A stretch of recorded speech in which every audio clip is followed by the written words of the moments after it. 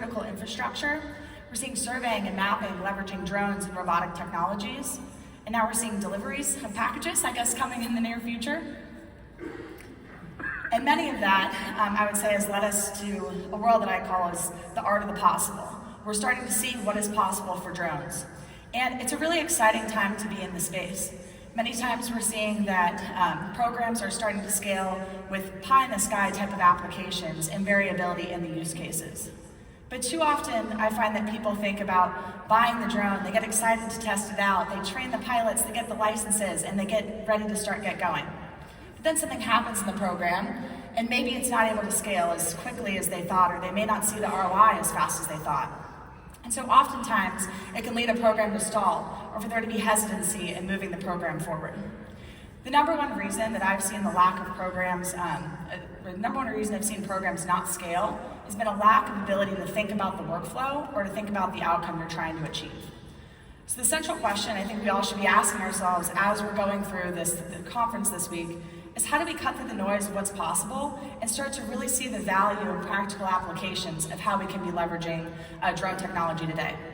Because the risk of the program not scaling really shouldn't be the fear, the hesitancy, or the driver for concern here. It should be the risk of inaction in the program.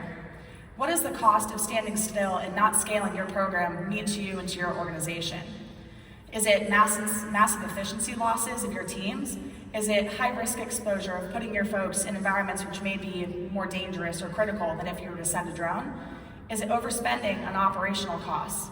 Or is it the missed opportunity to make sense of that data long-term? Not just one time, but being able to use the data inspection over inspection. So today, I want to talk about 5 tips that you can use for overcoming inaction in your program. How do you set a game plan for success of scaling your drone program? The first, of course, is building the why and focusing on the outcome for your program. Every program should have a clear why, from why are you investing in building a drone program? What problems are you trying to solve by leveraging drones? Who are the people that care about this outcome being successful? Focus on the outcome instead of the volume of activity of how you're leveraging your drones. Because the goal is not just flying drones to collect data, it's how you can achieve measurable success and outcomes by working with that data. What could that mean to your program for efficiency, safety, reliability, scalability, and sustainability of that program? Without a defined why, I've seen several programs fizzle or turn into one-off pilots that don't ultimately scale.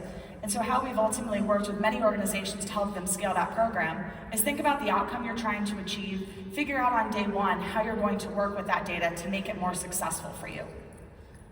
So 2, drone flights are just step 1, but the data is ultimately the valuable asset, and what you can do with that program can turn into much faster ROI very quickly. Many programs spend a lot of time on the purchasing and the getting of the licenses, but really the workflow is a key part of this solution as well. How are you going to focus on data storage, data management, analysis of that data, and finding multifunctional uses for that data beyond just that one specific use case that you start out with? Often we found that the successful programs are able to leverage the same collected data source for multiple different use cases and applications over time. Maybe it's trend analysis, maybe it's being able to do different types of detections with that workflow when you need it down the road. Maybe it's sharing it with different teams at your organization or even with cross-local organizations to be able to get more value from that data set. One example is being able to leverage the data to ultimately get some quick wins to build momentum. So that's number 3, is target early wins to get buy-in for your organization. One example that we've seen is a utility that we're working with who's really been focusing on the outcome. They said, hey, we need to understand where all of our insulators are deployed in the field. We have this data set that was collected for forestry. We need to understand where all of the insulators are located across tens of thousands of structures. This data set wasn't collected for the particular insulator identification use case. It was collected for forestry. They said, hey, can you do something with this data so you can help us get more value from it? We were able to take 90,000 images in 10 hours, analyze that data with 90% accuracy so they could understand where all the insulators were deployed. From that same data set, we were also able to get 2 other critical detections for them that helped them shape their workflow and how they were thinking about their maintenance for the next several years. So being able to get quick wins is highly important. One thing I want you to focus on is, how do you prove cost savings? How do you prevent downtime in your inspections? How do you integrate seamlessly into existing tools? Oftentimes we find that when you're thinking about the outcome, there's so many different ways that you can be successful with this program. But really thinking about one or two quick high-value wins can be enough to gain momentum and start building that excitement within the team.